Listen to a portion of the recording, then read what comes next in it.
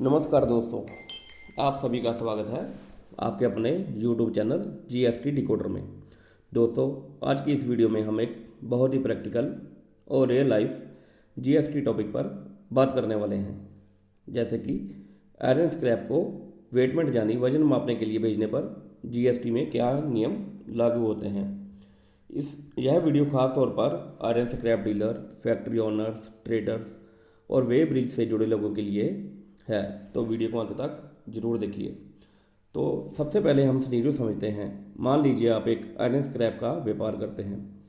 आपके पास स्क्रैप पड़ा है, लेकिन आपको उसका एग्जैक्ट वेट पता करना है। तो इसके लिए आप स्क्रैप को या तो किसी वेट ब्रिज पर भेजेंगे या किसी थर्ड पार्टी के पास वेटमेंट के लिए भेजते हैं। यहाँ ध्यान दीजिए, यह कोई सेल नहीं है, कोई परचेस नहीं है, कोई ओनरशिप ट्रांसफ़र नहीं हो रही है, यह सिर्फ वजन ही मापा जा रहा है। तो अब सवाल आता है कि क्या इस पर GST लगेगा। दोस्तों, GST में सप्लाई तभी मानी जाती है जब सेल हो, ट्रांसफ़र हो या कंसिडरेशन हो। लेकिन यहाँ पर सेल भी नहीं है, पैसा भी नहीं आ रहा है, यह सिर्फ एक प्रोसेस हो रहा है। तो इसलिए दोस्तों, आयरन स्क्रैप को वेटमेंट के लिए भेजना GST में सप्लाई नहीं है और इस पर कोई भी GST नहीं लगता। तो अब बात करते हैं कानूनी आधार की। GST एक्ट हमें दो इम्पोर्टेंट प्रोविजन देता है।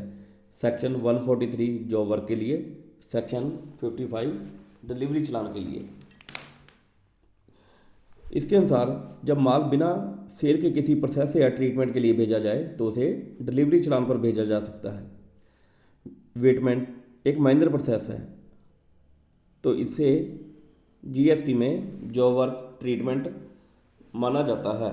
दोस्तों, यहाँ सबसे बड़ी गलती तब होती है जब लोग इसको टैक्स इनवॉइस बना देते हैं, तो और फिर GST कॉम्प्लिकेशंस शुरू हो जाती हैं। सही तरीका है डिलीवरी चलान।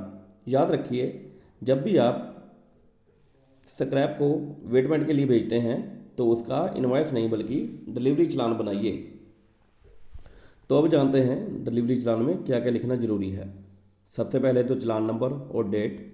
दूसरा, आपकी फर्म का नाम, पता और GST नंबर।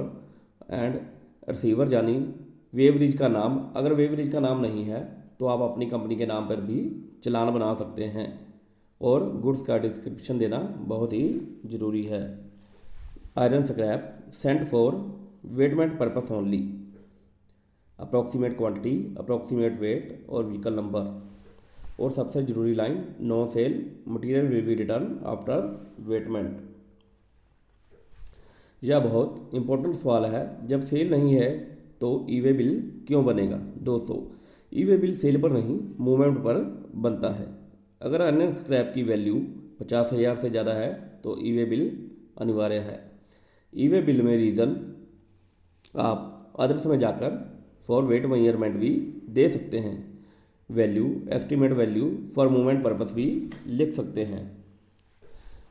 वेट पूरा होने के बाद वही आयरन स्क्रैप वापस आ जाएगा, या तो उसी डिलीवरी चलान पर या नए डिलीवरी चलान पर जिसमें पुराने चलान का रेफरेंस भी दिया जाएगा। याद रखिए, माल वापस आना बहुत ही ज़रूरी है, वरना डिपार्टमेंट इसको सेल मान सकता है।